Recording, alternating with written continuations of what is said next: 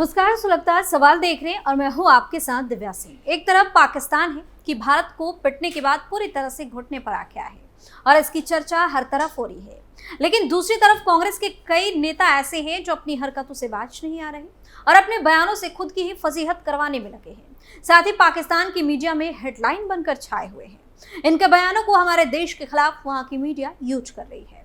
मतलब ये इस तरह की घटिया बयानबाजी से पाकिस्तान की मदद कर रहे हैं, जिसका विरोध कांग्रेस के कुछ नेता ही कर रहे हैं। कांग्रेस की इस हरकत पर तमाम तरह के सवाल सुलग रहे हैं। पाकिस्तान को लेकर देश में घमासान, ऑपरेशन सिंदूर पर ऐसा क्या बोले खड़गे, क्यों हो रही हर तरफ कांग्रेस की फजीहत, कैसे बीजेपी ने दिखाया राहुल गांधी को आईना। इन सवालों ने सियासी पारा हाई कर दिया है और हर तरफ इसकी चर्चा खूब हो रही है। सुलगता में आगे बताएंगे राहुल गांधी के सवाल का जवाब क्यों नहीं दे रही है केंद्र सरकार। लेकिन सबसे पहले बात खड़गे की।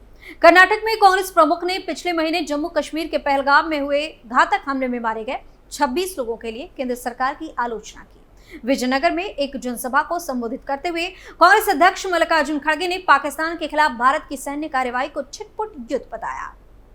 उन्होंने कहा कि पाकिस्तान के खिलाफ हमारा संघर्ष कमोबेश छिटपुट युद्ध जैसा कुछ हुआ है। उनके इस बयान पर कर्नाटक भाजपा ने कड़ी आलोचना की। बीजेपी ने इसे गैर जिम्मेदाराना और देश के सशस्त्र बलों की बहादुरी का अपमान करना बता दिया। राज्य भाजपा अध्यक्ष BY विजेंद्र ने खड़गे से कहा कि हमारे सैनिकों के बलिदान को कमतर नहीं आंकना चाहिए। मल्लिकार्जुन खड़गे ने क्या कहा?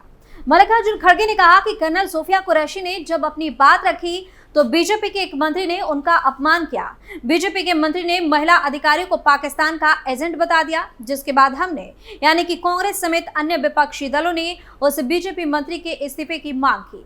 हालांकि अब तक प्रधानमंत्री की ओर से कोई कार्रवाई नहीं की गई। उन्होंने कहा कि देश को गर्व महसूस कराने वालों का अपमान नहीं किया जा सकता। पहले बीजेपी पार्टी के अंदर गद्दारों को बाहर करें, फिर दूसरों पर टिप्पणी करें। भारतीय सेना का अपमान करने का अधिकार किसी को भी नहीं है। खड़गे ने कहा कि प्रधानमंत्री मोदी 17 अप्रैल को कश्मीर का दौरा करने वाले थे, लेकिन खुफिया एजेंसियों ने उन्हें वहां न जाने की सलाह दी। बड़े पैमाने पर हिंसा की चेतावनी मिलने पर उन्होंने यात्रा को चुपचाप से रद्द कर दिया। मैं पूछता हूं, क्या आपको इसकी जानकारी थी या नहीं, और अगर थी तो आपने जनता को क्यों नहीं बताया? अगर लोगों को चेतावनी दी गई होती तो 26 निर्दोष लोगों की जान बचाई जा सकती थी। उन्होंने कहा कि अब इन छिटपुट युद्धों यानी कि छोटे युद्धों में जो यहाँ वहां हुए हैं, पाकिस्तान सभी स्तरों पर भारत को कमतर आंक रहा है। खासकर चीन के मौन समर्थन की वजह से भी वो ऐसा कर रहा है।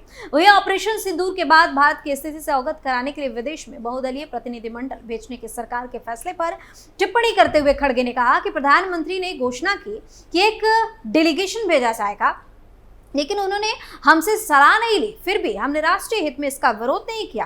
उन्होंने कहा कि हमारे प्रतिनिधि अब इन देशों का दौरा कर रहे हैं। हमारी प्राथमिकता देश की रक्षा करना है, राजनीतिक लाभ हासिल करना नहीं है। खड़गे के बयान पर बीजेपी ने क्या कहा? ऑपरेशन सिंदूर को लेकर विपक्ष और सत्ता पक्ष के बीच जुबानी जंग तेज हो गई है। जहां कांग्रेस सरकार की रणनीति पर सवाल उठा रही है, वहीं भाजपा इसे सेना और देश के खिलाफ साजिश करार दे रही है। कांग्रेस अध्यक्ष मल्लिकार्जुन खड़गे ने ऑपरेशन सिंदूर को छिटपुट युद्ध बताया। उनके इस बयान पर सियासत तेज हो गई है और भाजपा प्रवक्ता शहजाद पूनावाला ने कांग्रेस पर तीखा हमला बोला। भाजपा प्रवक्ता शहजाद पूनावाला ने पलटवार करते हुए कहा कि सेना का अपमान करना ही कांग्रेस की पहचान बन चुकी है। उन्होंने कहा कि कांग्रेस और पाकिस्तान अब दो शरीर एक जुबान हो गए हैं। सर्वदलीय बैठक में कांग्रेस ऑपरेशन सिंदूर के साथ खड़ी दिखती है, लेकिन बाहर आकर उस पर सवाल खड़े करती है। पूनावाला ने कांग्रेस पर दोहरा रवैया अपनाने का आरोप लगाते हुए कहा कि खड़गे जी कहते हैं कि यह छिटपुट युद्ध था, जबकि इस ऑपरेशन में 9 आतंकवादी शिविर नष्ट किए गए, पाकिस्तान की 11 सैन्य ठिकाने ध्वस्त किए गए, 100 से ज्यादा आतंकवादी और 70 से ज्यादा पाकिस्तानी सैनिक मारे गए। अगर ये छिटपुट युद्ध है तो 26 से 11 के बाद कांग्रेस ने ऐसा ऑपरेशन क्यों नहीं किया? भाजपा ने कांग्रेस पर सेना के मनोबल को गिराने और राजनीतिक लाभ के लिए राष्ट्रीय सुरक्षा जैसे मुद्दों का राजनीतिकरण करने का आरोप लगाया। खड़गे पर क्यों भड़के सुधांशु त्रिवेदी? बीजेपी नेता सुधांशु त्रिवेदी ने कांग्रेस अध्यक्ष मल्लिकार्जुन खड़गे द्वारा ऑपरेशन सिंदूर को स्मॉल वॉर कहे जाने पर उनकी कड़ी आलोचना की। सुधांशु त्रिवेदी ने कहा कि यह बयान को भारतीय सेना के शौर्य का अपमान बताया गया। कहा कि इस तरह की बातें न सिर्फ सैन्य अभियानों की अहमियत को कम करती है, बल्कि ऑपरेशन में शामिल जवानों की मेहनत और बहादुरी का भी अनादर करती है। बीजेपी नेता सुधांशु त्रिवेदी ने विपक्षी गठबंधन पर तंज कसते हुए कहा कि इंडिया गठबंधन नाम रख लेने से कोई दिल से भारतीय नहीं हो जाता।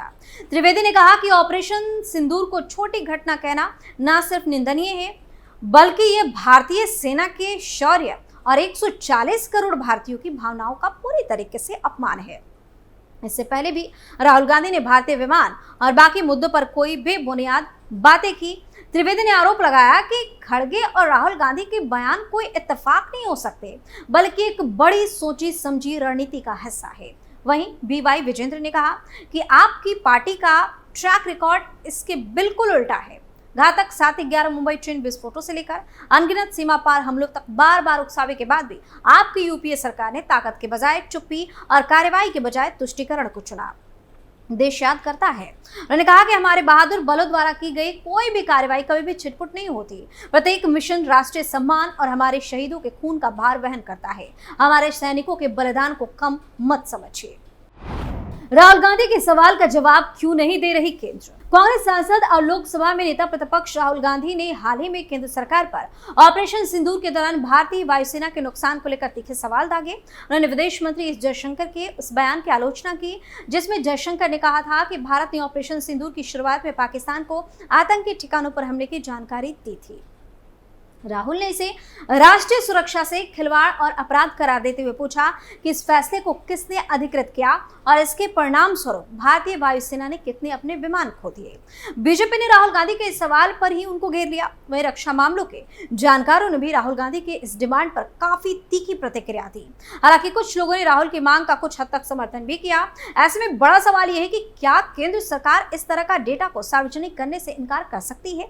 क्या भारत सरकार ऑफिशियल सीक्रेट एक्ट 1923 कानून के तहत किसी भी जानकारी को गोपनीय घोषित कर सकती है? भारत में ऑफिशियल सीक्रेट्स एक्ट 1923 के तहत जब मामला देश की सुरक्षा, विदेश नीति या रणनीतिक हितों से जुड़ी हो तो रक्षा मंत्रालय, सशस्त्र बलों और सरकार को यह अधिकार है कि वे सैन्य अभियानों से जुड़ी जानकारी गोपनीय रखे। ऐसे में केंद्र सरकार उसका आधिकारिक आंकड़ा संसद या जनता के सामने रखे, ये पूरी तरह से सेना और सरकार के रुख पर है। राहुल गांधी का सवाल जायज या नाजायज? राहुल गांधी का दावा है कि पाकिस्तान को ऑपरेशन सिंदूर से पहले जानकारी देना रणनीतिक रूप से गलत था, जिसके कारण भारत को काफी नुकसान उठाना पड़ा। 22 अप्रैल 2025 को जम्मू कश्मीर के पहलगाम में हुए हमले जिसमें 26 नागरिक मारे गए थे के जवाब में भारत ने 6-7 मई को ऑपरेशन सिंदूर शुरू किया। इस ऑपरेशन में पाकिस्तान और पाक अधिकृत कश्मीर यानी कि पीओके में 9 आतंकी ठिकानों को निशाना बनाकर 100 से अधिक आतंकियों को मार गिराया गया। राहुल का आरोप है कि पाकिस्तान को पहले से जानकारी होने के कारण भारतीय वायुसेना को नुकसान हुआ। उन्होंने सरकार से 2 सवाल पूछे। इस फैसले को किसने मंजूरी दी? भारतीय वायुसेना ने कितने विमान खोए? वह विदेश मंत्रालय ने राहुल के आरोपों को खारिज करते हुए कहा कि जयशंकर के बयान को गलत संदर्भ में पेश किया जा रहा है। मंत्रालय के अनुसार पाकिस्तान को ऑपरेशन शुरू होने के बाद न कि पहले सूचित किया गया था कि भारत केवल आतंकी ठिकानों को निशाना बना रहा है, न कि सैन्य ठिकानों को। क्या कहते हैं रक्षा मामलों के जानकार? भारत में ऑफिशियल सीक्रेट्स एक्ट 1923 राष्ट्रीय सुरक्षा से संबंधित संवेदनशील जानकारी को सार्वजनिक करने पर रोक लगाता है। रक्षा विशेषज्ञ मेजर जनरल यानी कि जो रिटायर हो चुके हैं जीडी बख्शी के अनुसार सैन्य अभियानों के दौरान नुकसान का डेटा विशेष रूप से मानव हानि राष्ट्रीय सुरक्षा के लिए संवेदनशील होता है। इसे सार्वजनिक करना दुश्मन देशों को भारत की सैन्य ताकत और रणनीति के बारे में जानकारी दे सकता है। यही कारण है कि सरकार अक्सर विमानों जैसे भौतिक नुकसान की जानकारी साझा कर सकती है, लेकिन मानव हानि को गोपनीय रखती है क्योंकि ये सैनिकों के मनोबल और राष्ट्रीय भावना पर असर डाल सकता है। रक्षा विशेषज्ञ प्रोफेसर हर्ष पंत का कहना है कि कई देश विदेश रूप से भारत जैसे लोकतांत्रिक देश सैन्य अभियानों में भौतिक नुकसान को स्वीकार करने में कम हिचक दिखाते हैं क्योंकि यह तकनीकी या रणनीतिक कमजोरी को सीधे उजागर नहीं करता। उदाहरण के लिए 1999 के कारगिल युद्ध में भारत ने क्षतिग्रस्त विमानों की संख्या साझा की थी, लेकिन मानव हानि का पूरा ब्यौरा तुरंत सार्वजनिक नहीं किया गया। ह्यूमन लॉस का खुलासा करने से जनता में आक्रोश या सरकार के खिलाफ अविश्वास पैदा हो सकता है। इसके विपरीत यानी कि इसके उल्टा भौतिक नुकसान को स्वीकार करना रणनीतिक रूप से कम जोखिम भरा माना जाता है। रक्षा मामलों के जानकारों का कहना है कि मटेरियल लॉस यानी कि विमानों, टैंकों आदि का नुकसान की सीमित जानकारी समय के साथ सार्वजनिक की जा सकती है, जैसे अमेरिका और ब्रिटेन जैसे देश करते हैं। लेकिन रूस यूक्रेन जंग में क्या जानकारी सामने आई कि कितने विमान रूस ने खोए और कितने विमान यूक्रेन ने खोए? इस तरह की जानकारी खासकर तब जब तक टकराव की स्थिति अभी जारी हो या भविष्य की रणनीति पर असर पड़ सकता है, नहीं जारी की जाती।